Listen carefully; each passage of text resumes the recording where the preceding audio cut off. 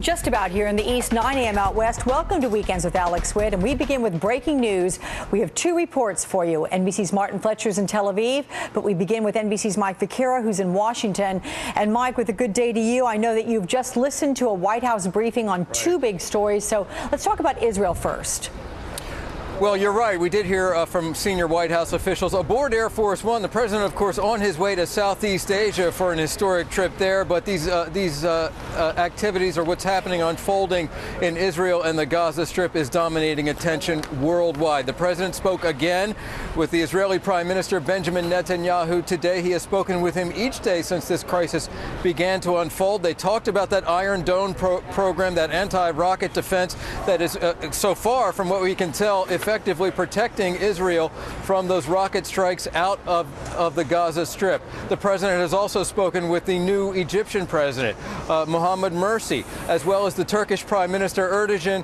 They have relations with Hamas. According to this senior official, they were encouraged to engage Hamas to get them to stop those rocket strikes, which the official characterized as the precipitating factor in this conflict, this exchange of rocket fire between Israel and Hamas from the Gaza Strip. And finally, on prospects for a ground offensive by Israel into Gaza, the White House official would simply say, quote, Israel can make their own decisions about tactics and operations, Alex. Okay, Mike Vaquera, thank you very much for that. And everyone, from Mike now to Tel Aviv, we head to NBC's Martin Fletcher. So, Martin, with another welcome to the broadcast this day, what is the nature of the conflict on the ground there now from both sides? Well, hi, Alex. Well, as Mike just said, you know, what President Obama said sounds a little bit like a green light for Israel to do whatever it thinks necessary. And what's happening right now is that the army here is doing all it takes to prepare for a ground invasion of Gaza. But no order has been given, and I'm pretty sure they don't want to give the order. The whole point of the Israel's operation has been to stop the Palestinian rocket fire into Gaza, into Israel rather. It hasn't really worked, and that's why a ground invasion is still an option. Today, just about an hour ago, a rocket was fired here from Gaza to Tel Aviv, where I'm standing.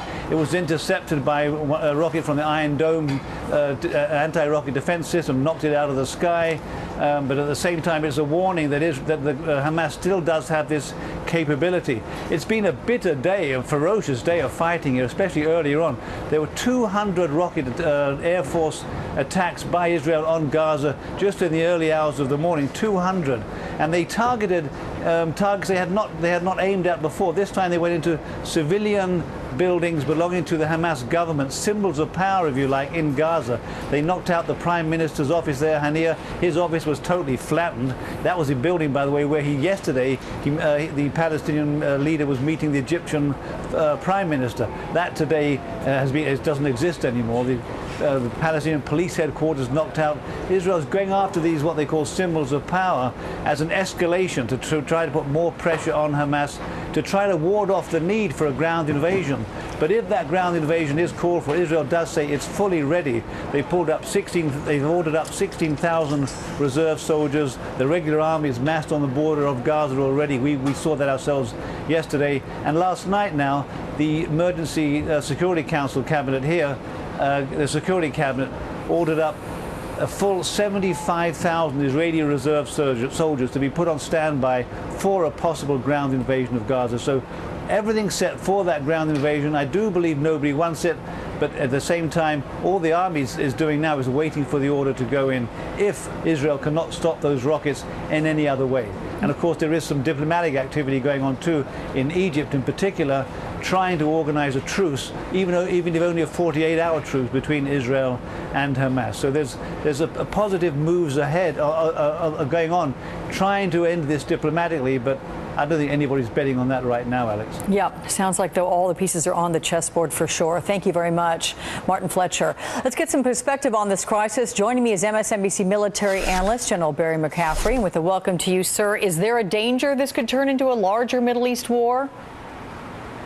Oh, no question. I think we're one step short of an all-out ground operation into Gaza. I don't see how the Israelis could tolerate continued threat to huge parts of the civilian population.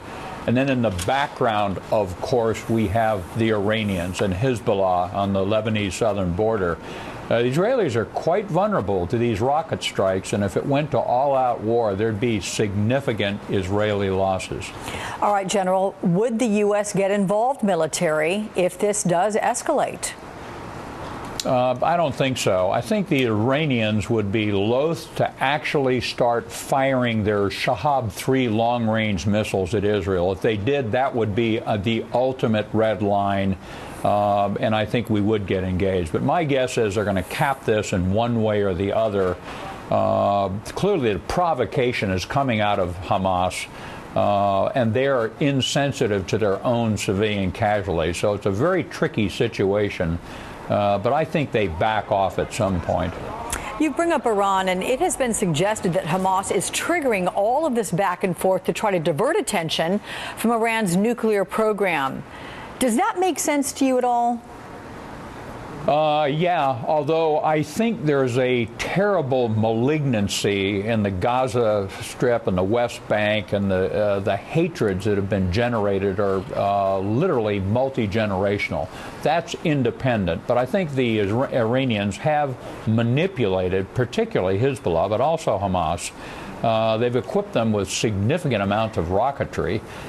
One of the unclassified figures was 120,000 rockets in either southern Lebanon or Gaza that can range Israel. So the Iranians are actively promoting trouble in Syria and Lebanon and Gaza Strip. General, all the money that we've invested in Egypt, as they go to the table, are they representing the American voice there appropriately? No, I think there's a great problem right now. Morsi's trying to sort out where does he come down on all this. One can argue that Mubarak and his military dictatorship were the only ones in Egypt that supported continued peace with the Israelis. They didn't want the Egyptian army in the Sinai. They didn't want a ground war with Israel. This has been good for both countries. But Morsi and the Brotherhood, when they came into office, had no such commitment. And if he looks at his own electorate, there's widespread feeling among the Egyptians that doesn't support the treaty. This is bad news, and somehow our diplomacy, Secretary Clinton and the President, this is, I think, one of their primary purposes. How do we substitute diplomacy for war? All right, General, sit tight. We're going to have you come back with your thoughts on the Petraeus scandal in just a moment. But first, we're going to go back to Washington with new comments from the White House on General David Petraeus' Benghazi testimony. NBC's Mike Vaquera is joining me live again. So, Mike, what did you hear in this briefing about Benghazi? Well, Alex, a lot of this is a follow-on to the testimony we heard from, well, we didn't hear from it, but the testimony that David Petraeus, of course, who resigned as the director of CIA just last week amid a sex scandal, he gave testimony behind closed doors to both the House and Senate Intelligence Committees yesterday. And afterwards, members intimated that Petraeus, his initial assessment after the September 11th attacks in Benghazi that resulted in the death of 4 Americans, including the American ambassador, his initial assessment were that there were terrorist elements involved, that this was some sort of coordinated attack. And so the question has become, what changed? Did the White House or the State Department go in and change those assessments, make them more palatable, de-emphasize the terrorist nature of that? And today, a senior official aboard Air Force One said absolutely not. Basically, they said that it's only natural that in the days after the attack, the Intel Committee would, quote, sort through different pieces of intelligence. The official asserts that those adjustments made by the Intel community to assessments and talking points are, quote unquote, common, and that the Intel assessment underwent a, quote unquote, natural progression as the situation unfolded and more information became clear. The White House aide said twice, and they were very clear on this, that the only edits that were made to intelligence assessments was to correct one word, and that is a reference to the Benghazi facility as a quote-unquote consulate.